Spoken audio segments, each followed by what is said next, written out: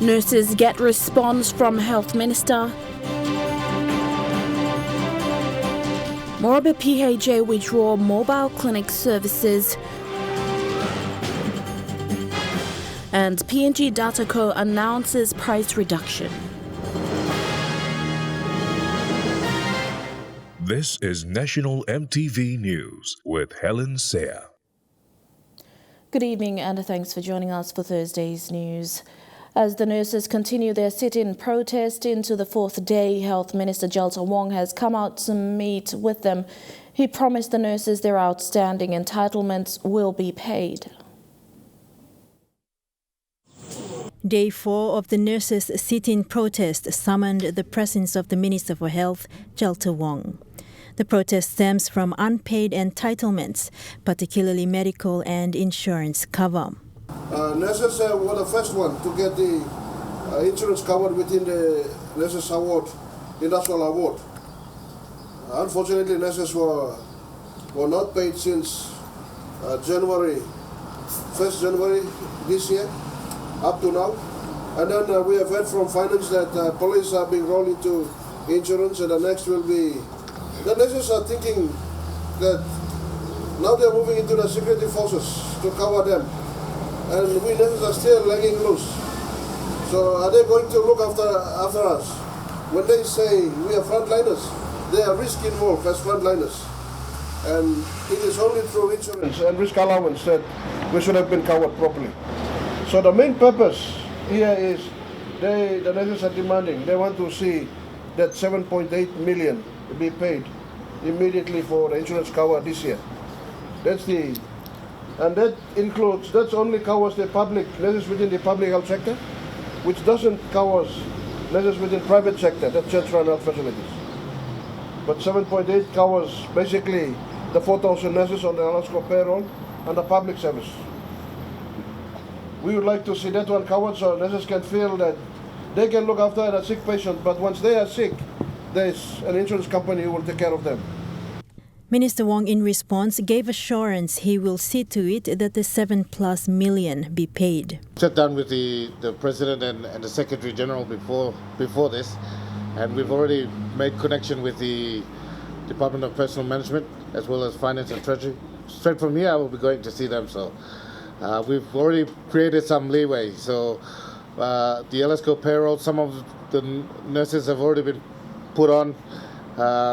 We've got the submission for the insurance. It's the main thing. The Morobe Basel government they want to reward our nurses. It's not this government's policy not to ensure that you're well looked after. So I'll make it my business to ensure that the submission for the insurance is taken to NEC, and I will fight for this.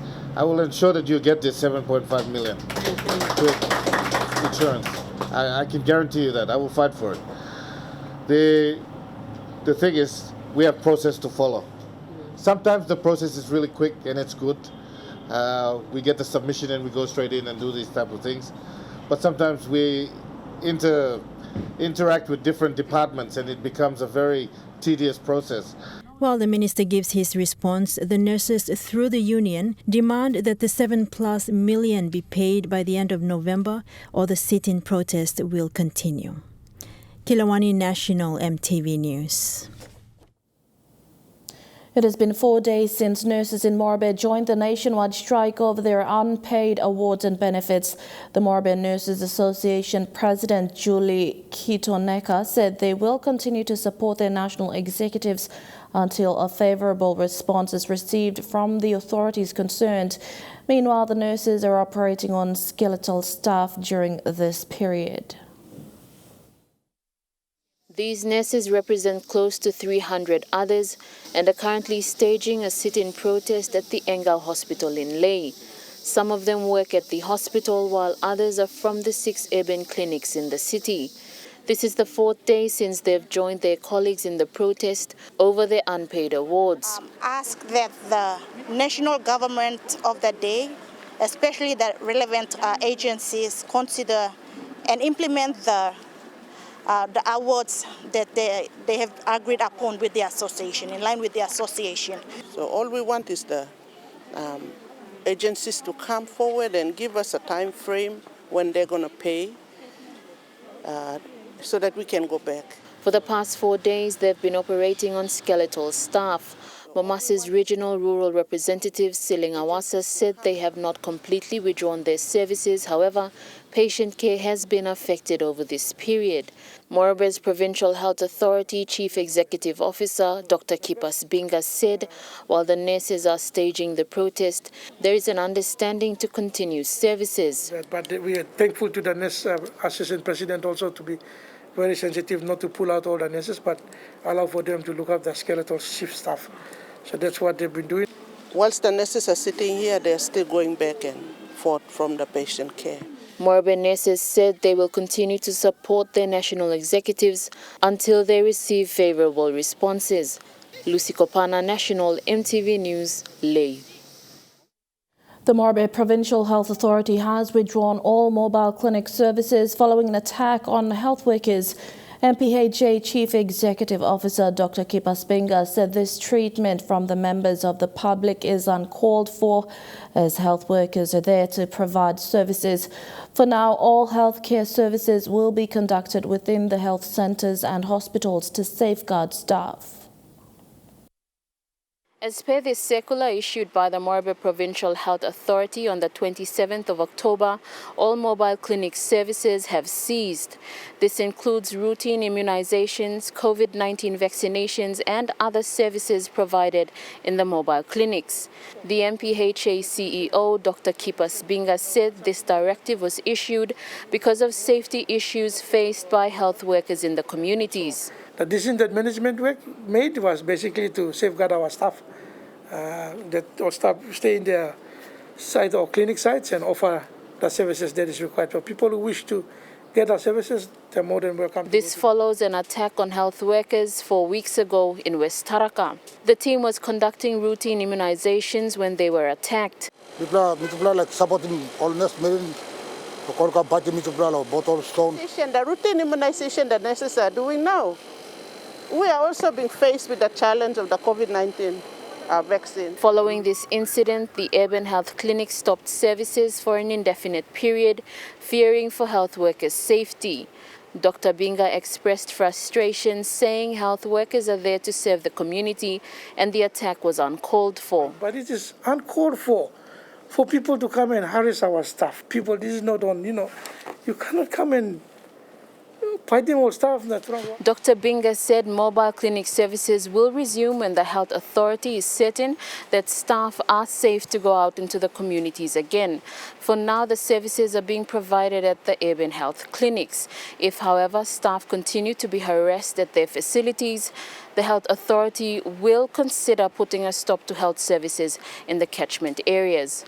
Lucy Kopana, National EMTV News, Leh. Apart from the physical assault on health workers, Dr. Kipas Binga says they have also been getting verbal abuse and threats over the rollout of COVID-19 vaccinations. He said health workers have the responsibility to conduct awareness and roll out the vaccinations during the pandemic, and it remains voluntary for all citizens. Dr. Binga added that health workers are not responsible for the no jab, no job policy, as claimed by some members of the public, saying that it is a policy imposed by the management of those companies. I just want to say for the record, it's not true. Those decisions are solely done by the management of their respective business houses. We as health workers and health providers, our job is to make sure that we provide those services the best way we can to the community, be it in the curative side or in the preventive side.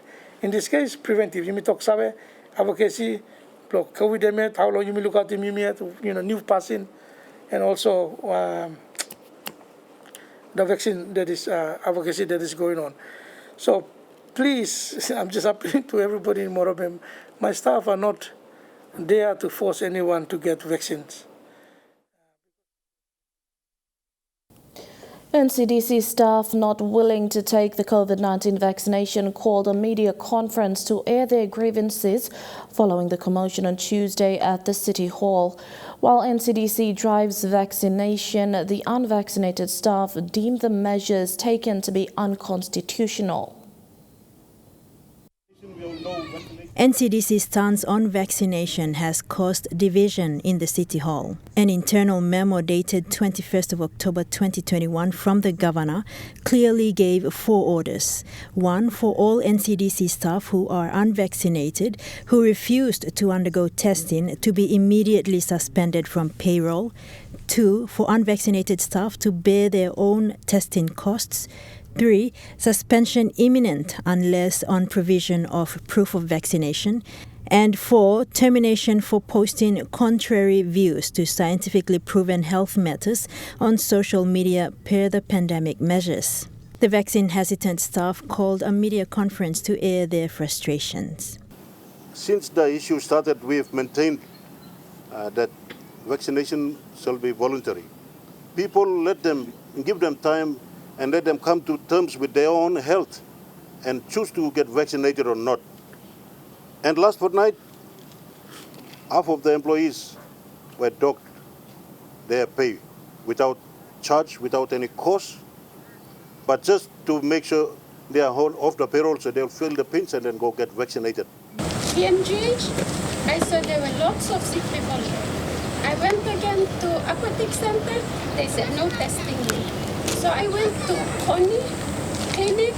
I stood there in a line for 3 hours. They said no workers. So I had to go back to Tukey. By the time I got to Tukey, I got my test. I was negative. I went to the office at lunchtime and they said, you will not be, it's invalid. Already after. That's it. To date, 4 have been terminated. So some of us stood with the staff who didn't want to get vaccinated, and we got terminated. Our termination stems as a result of us standing up against the vaccination. It has nothing to do with disciplinary offenses at the workplace. We also have, at the NCDC, we also have a disciplinary code that outlines the offenses that warrants termination, but as it appears from the termination letters that were issued, people's own freedom of expression in the social media have prompted them to give them termination. So this is not right. It is a democratic right to choose and to say that this is not what we want. If you don't want to be vaccinated, that's our decision and that is our stance. And we don't want to be vaccinated. They say the stance taken by NCDC on vaccination has created discrimination and stigmatization. As a result of their draconian measures, it has created somewhat stigmatization in the office. Discrimination and stigmatization. So people who have got vaccinated are now refusing to talk to staff who are getting tests and going to work. Their stance remains despite being warned by management that by the 1st of December, termination will follow. Our movement, our stance is based on our constitutional right. Vaccination, we all know vaccination is for all of us. It's for our health. But no one will force us to get vaccinated. We will get vaccinated when we feel that it is okay for us and we are, consciously and within our own heart, we feel that it is the proper thing to do. We will continue to stay like this until such time. We also realize that when authorities and governments, they impose certain laws and they get away with it, they will think that we have gotten away with one, so let's try another one. And that, in the long run, will compromise the constitution of this country. It will compromise our democracy as a free people. Meantime, MTV has asked the city manager for a response and he advised he will respond in due time. Kilawani National MTV News. National MTV News continues with more stories after these short messages. Stay with us.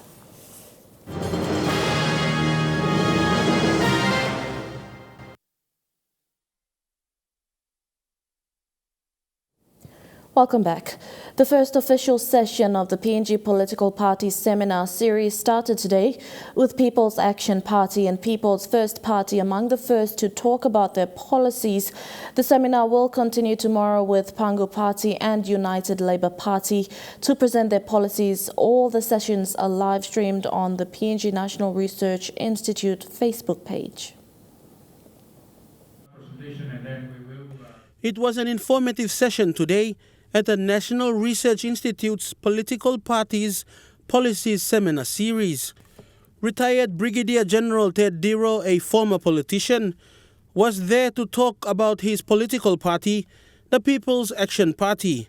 While the party has none of its members in Parliament, he vows to get possible candidates ready for next year's elections. I've been, for the last 20 years, I have not devoted myself into politics. It is only now, because of the situations that we face in Papua New Guinea, the threat perceptions we have with big countries, that I've decided to get back and revive the party, People's Action Party. So that's where I am now.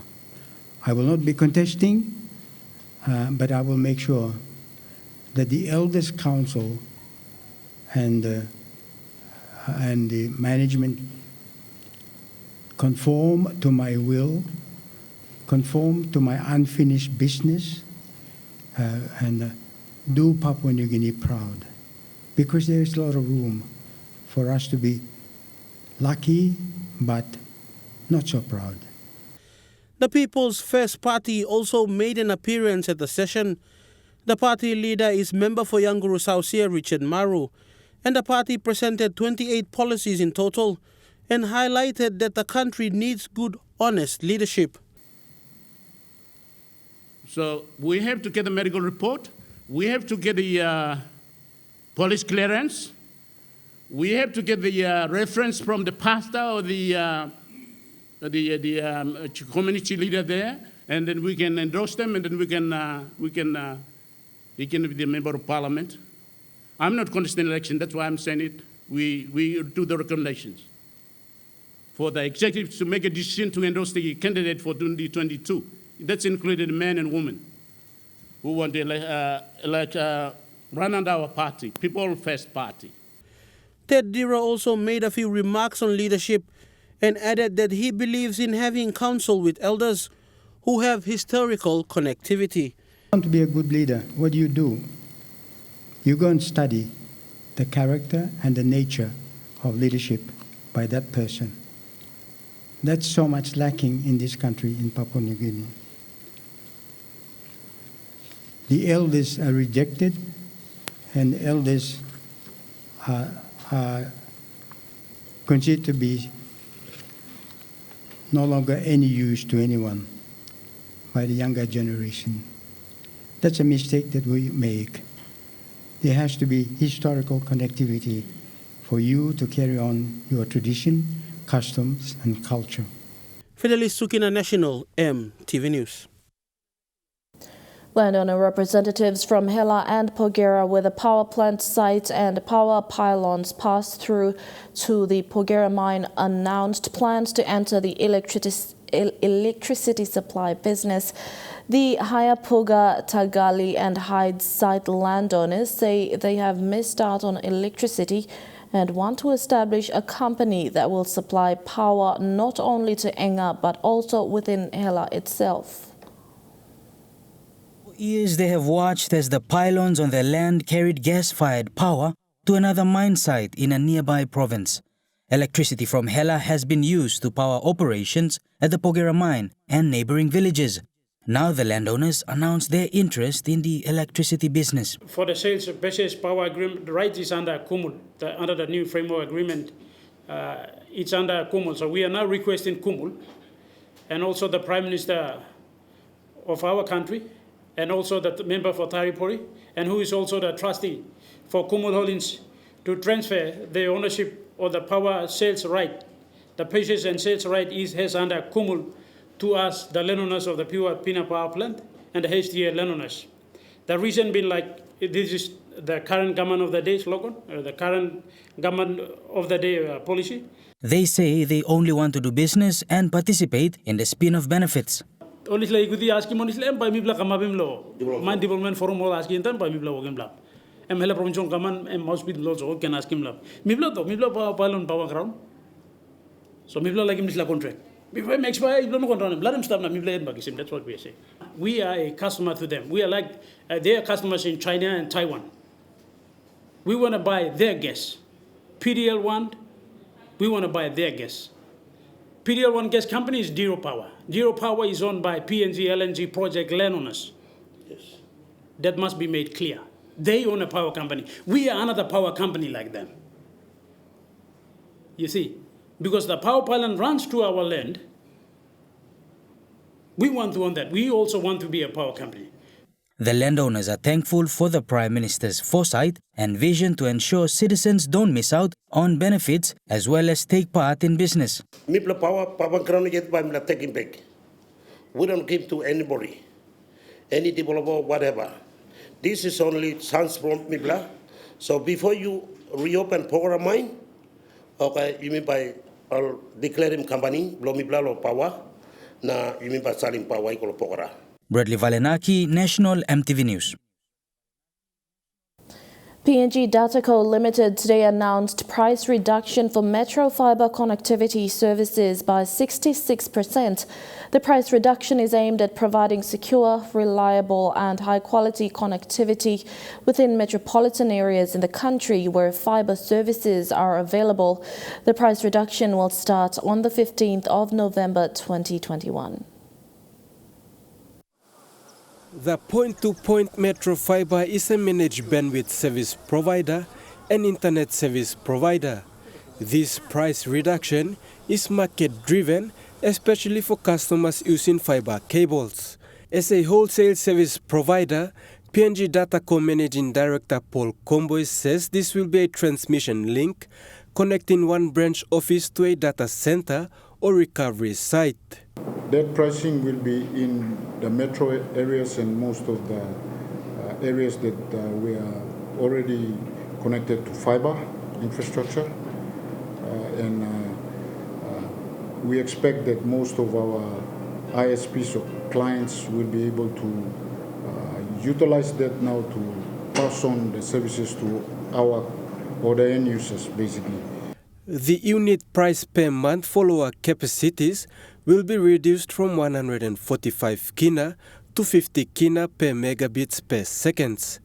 Basically, the reduction in pricing came about due to the demand that we have been seeing that is coming through the market right now. And also we wanted to stimulate accessibility to the infrastructure utilization that we have been building so far across the country. PNG Dataco believes that the price reduction in metro fiber connectivity will resolve the issue of internet service providers that depend on wireless systems. The retail service providers will have to now take on this reduced cost and hopefully pass on some of that reduction to the end users. No direct influence on the price. All we offer is it is a cost input to them. So when we reduce the price, they should be able to say, oh, our cost has come down, so we need to reduce our end price to the customer. And that is the expectation. The wholesale service provider is confident that using fiber is more secure and of high quality compared to other transmission mediums like wireless solutions within metro areas. So we provide a very safe and secure place where it's free from power interruptions, free from other issues in terms of security, and clients pay for a premium price to ensure that their services are safe and secure. That's basically the hub that we create for them to then cross over to another client's network for them to access. So we're targeting customers who really wanted to have their services protected in them. Porivai, National EMTV News. Over 90 million kina has already been paid as loan to small to medium enterprises or SMEs through the National Government SME Assistance Scheme. Over 660 SME owners have benefited from this government initiative. Very sensitive person. Over 90 million kina has been paid so far by the Bank South Pacific to small to medium enterprises or SMEs as part of the government's SME Credit Enhancement Scheme loan. Over 660 SME owners have benefited from this government assistance as of the 9th of November 2021. BSP Group CEO Robin Fleming said since the announcement in May of the reduction of equity requirement from 30% to 10%, more SME owners have benefited from improved access to the credit enhancement loan. This also included a change in the maximum loan amount from a maximum of 3 million kina to 5 million kina at a fixed low interest rate of 5% for a repayment period of up to 15 years. Fleming said since the relaxation of requirement on equity, BSP was able to fund 667 SMEs with a total of 92.1 million kina at an average loan size of 140,000 from the 100 million kina allocated to BSP under the Credit Enhancement Scheme loan. BSP head of SME Jeffrey Singer adds that apart from funding 667 SMEs across industries with retail and other businesses at 70% and in provinces with the Highlands and Momasa regions combined at 65%, BSP also has 233 applications pending to the value of 57.9 million kina. Singer said the assessment of loans includes SMEs being able to meet BSP's normal credit requirements to access finance under the scheme. This includes SME borrowers demonstrating their capacity to meet ongoing loan commitments and are able to provide acceptable collaterals to cover loan amounts.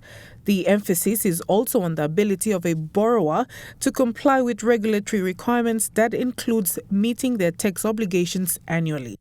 BSP SME Credit Enhancement Scheme loan is open to all SME owners and it does include the ability to refinance existing loans. Shamin Poreambeb, National EMTV News. PNG Tourism Promotion Authority launched its 2022 to 2026 Tourism Sector Development Plan, or TSDP, yesterday. The plan sets out the roadmap for the national government through TPA to guide the overall development of the tourism sector over the next 5 years, beginning in 2022. The launching was witnessed by Prime Minister James Morobe, Tourism Minister E.C. Leonard and other dignitaries. This significant strategy document is framed on the recognition that tourism is a key resource in the renewable sector of the economy.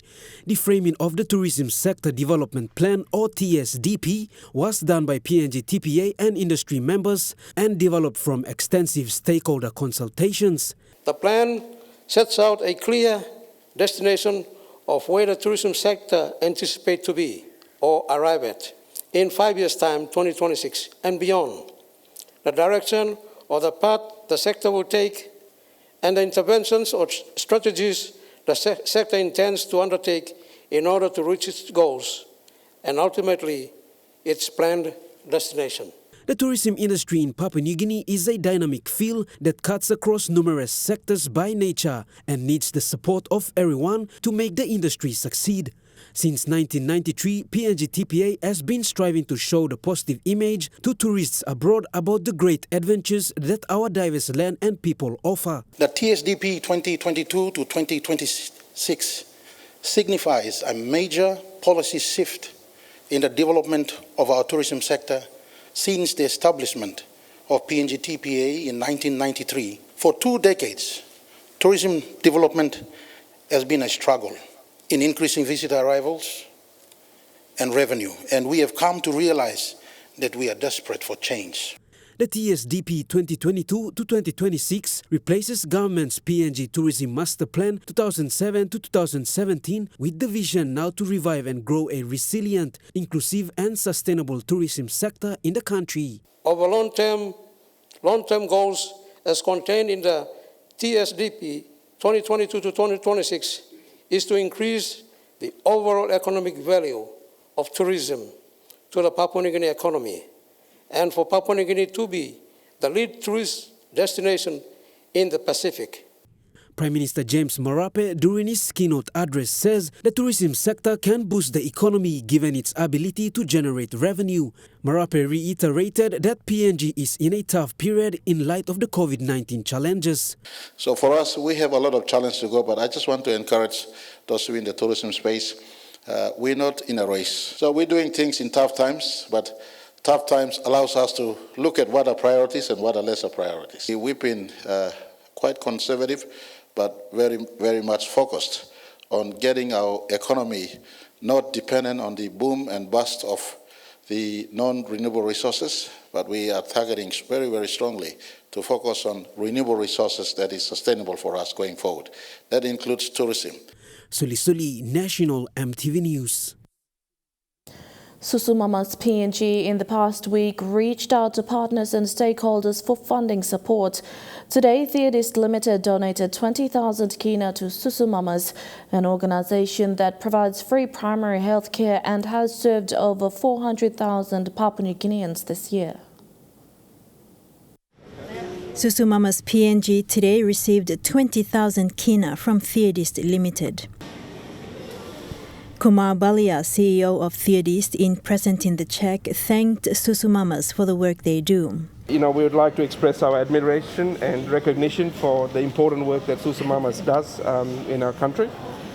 With the current economic environment driven by the pandemic, we are aware that Susu Mamas has had some challenges in terms of raising finances to support their services, and we're here today to make a donation of 20,000 kina as our support to a very important PNG icon, being Susu Mamas. Adding this is part of their company's corporate responsibility.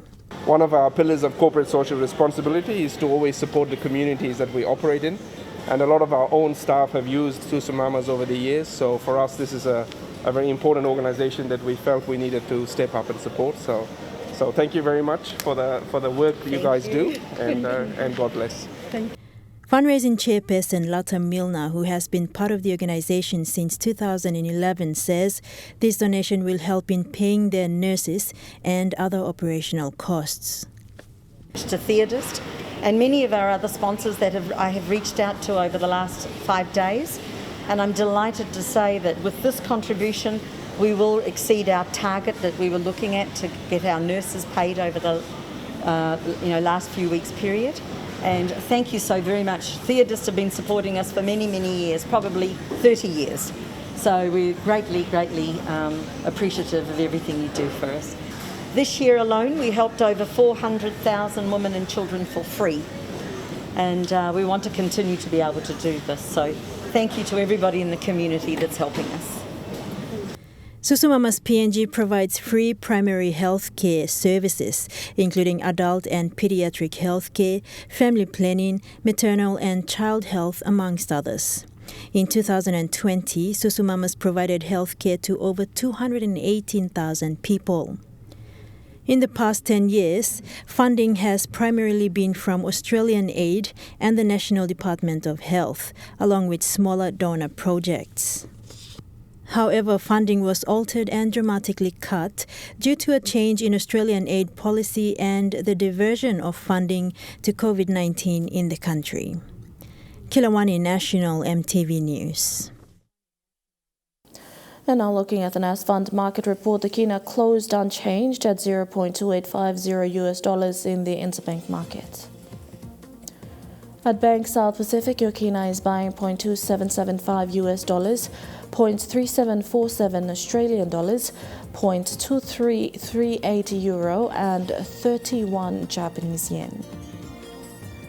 Looking at commodity prices at New York close, gold is trading higher, cocoa and copra closed lower, and coffee closed lower. Crude oil is trading higher, palm oil and copper closed lower. And on the stock market, the Dow Jones closed lower, the ASX 200 is trading lower, and the All Ordinaries is trading lower. National EMTV News continues with more stories after these messages. Stay with us.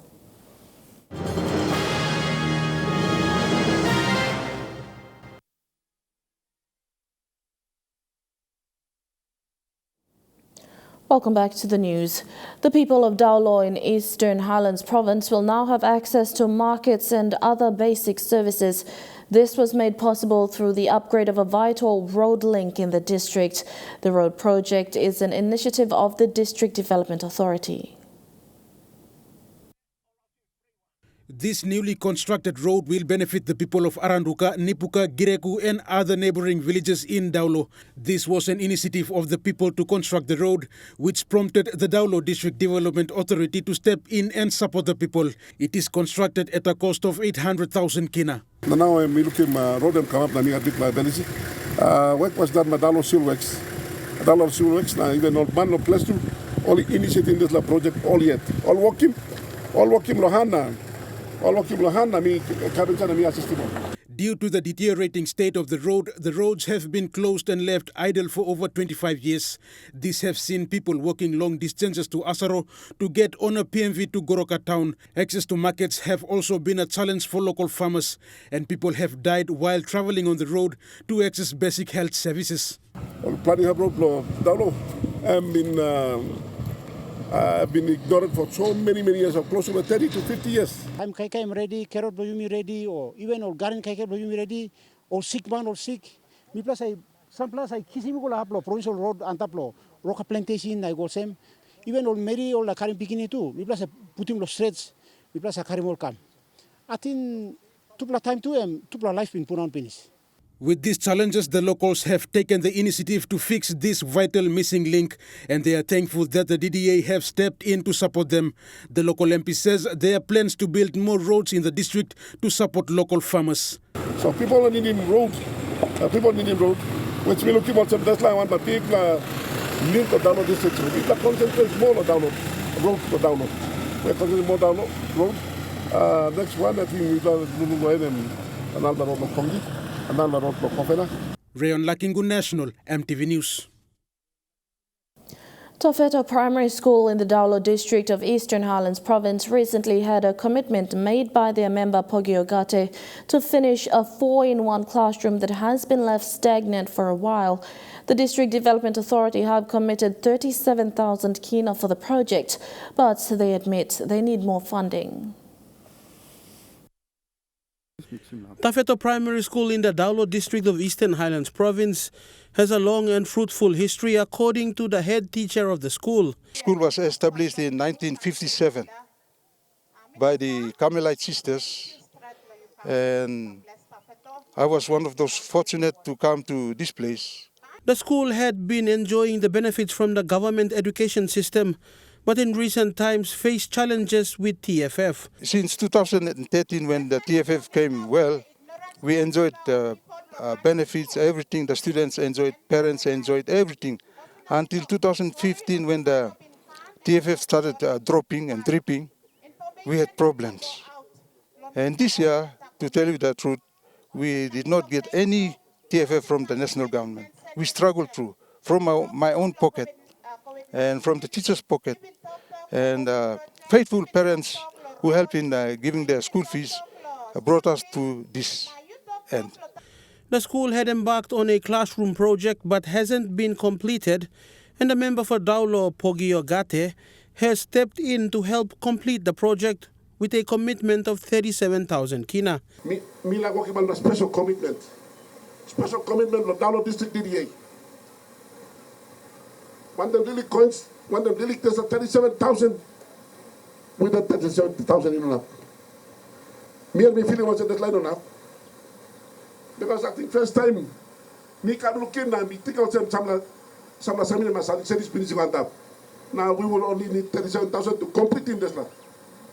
But we will keep I'm not still be at this time. So we will need some more money. Gate asked the school's administration and the project managers to give him a full report on why the project has been delayed for a long time.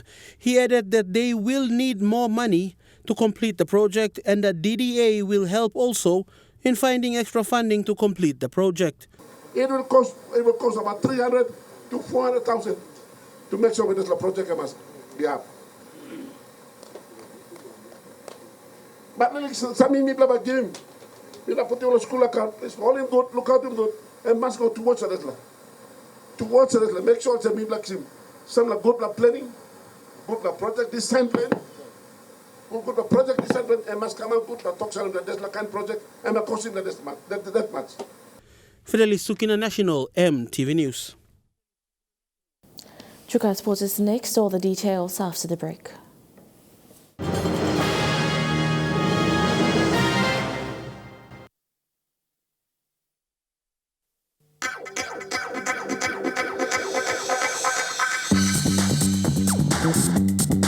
Chukai Sports.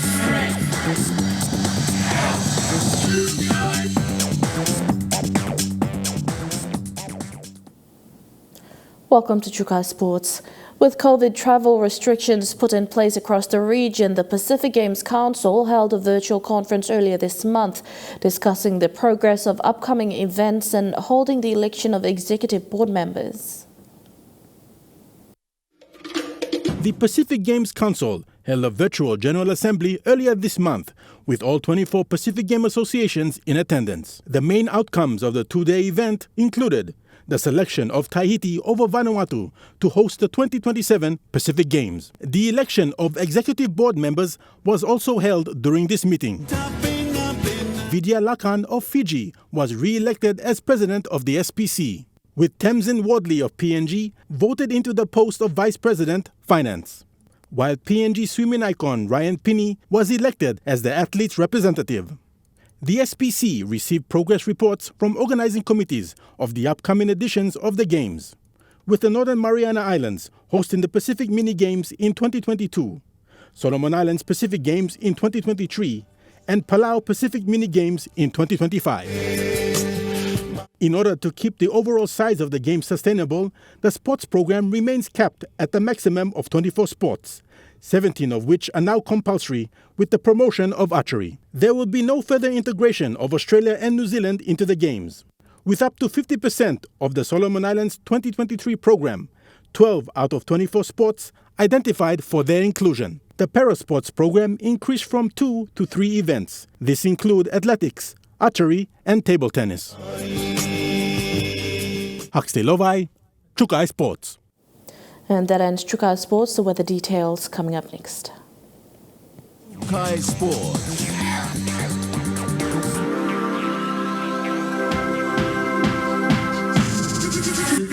Chukai Sports.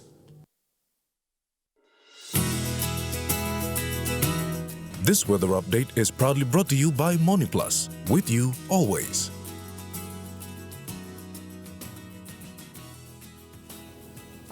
I'll look at the weather forecast for tonight and tomorrow in the southern region. Only partly cloudy with chances of brief showers in Port Moresby, Daru and Kerama, and mostly fine, although partly cloudy at times in Alotau and Popondetta.